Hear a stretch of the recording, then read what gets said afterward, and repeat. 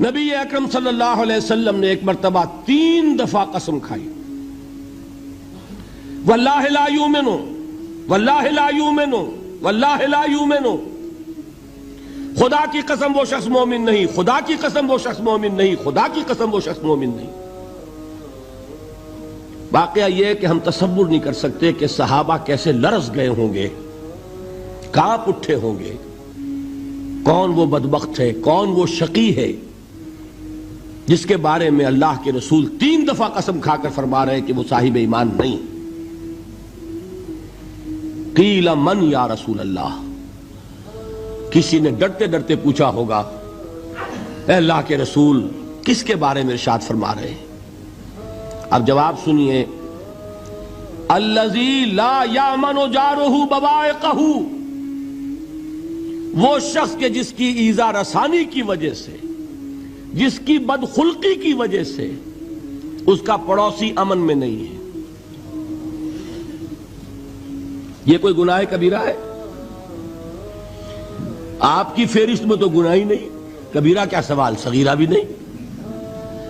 زیادہ آپ یہ کہیں گے کہ ذرا بد اخلاقی ہے، کج خلقی ہے، بس اچھا کردار کا معاملہ نہیں ہے، یہ کہیں گے، گناہ کی فہرست میں نہیں آئے گی بات۔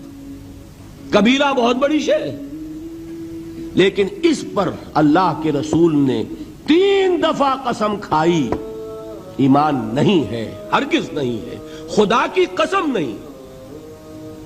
اب بتائیے ایمان اور عمل علیحدہ ہو جائیں گے کیا؟ یہ ہے مسئلہ جو امام بخاری کے سر پہ ہے۔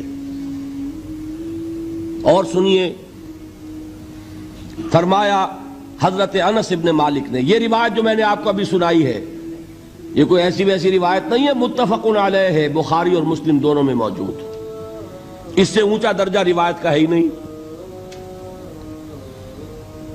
راوی کون؟ ابو ہریرہ رضی اللہ تعالی، ان کی والدہ لے کر حاضر ہو گئی، یہ بچہ حضور آپ کی خدمت میں رہے گا، آپ کی خدمت کرے گا، آپ کے پاس رہے گا، ٹھیک ہے۔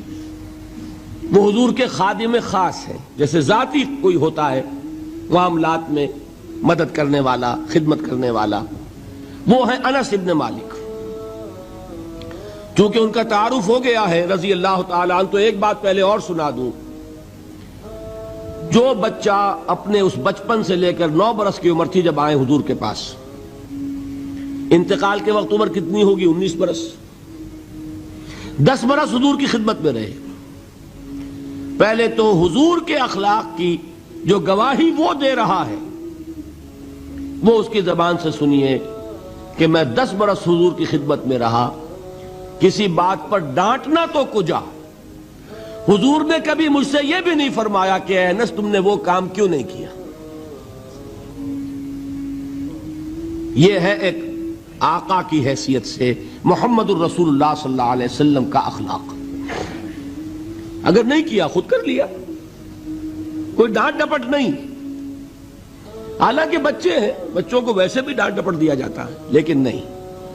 اب ان صحابی کی ایک گواہی سنیے، قلما خطبنا رسول اللہ صلی اللہ علیہ وسلم الا قال،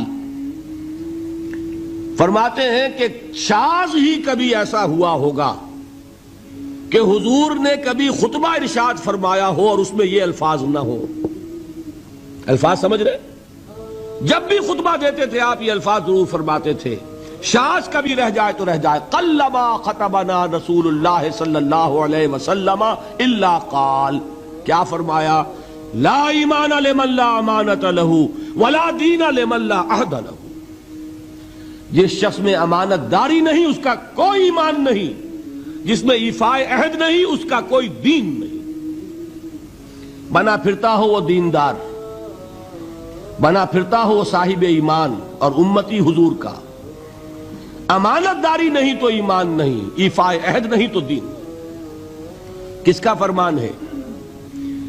کسی آج کے زمانے کے مفتی کی بات نہ سمجھ لیجئے گا کہ جس کو آسانی سے آپ چاہیں تو رد کر دیں، یہ محمد الرسول اللہ صلی اللہ علیہ وسلم کا فرمان۔ اور سنیے پھر ایک متفق علیہ روایت بخاری اور مسلم کی، راوی پھر کون ہے؟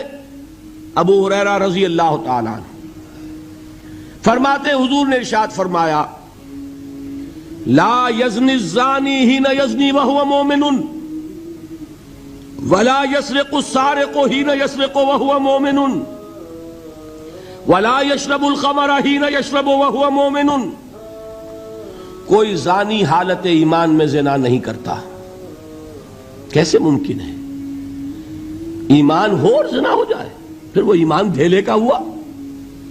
کیا قدر و قیمت اس ایمان کی؟ وہ تو اٹھا کر پھینک دینے کی چیز ہے.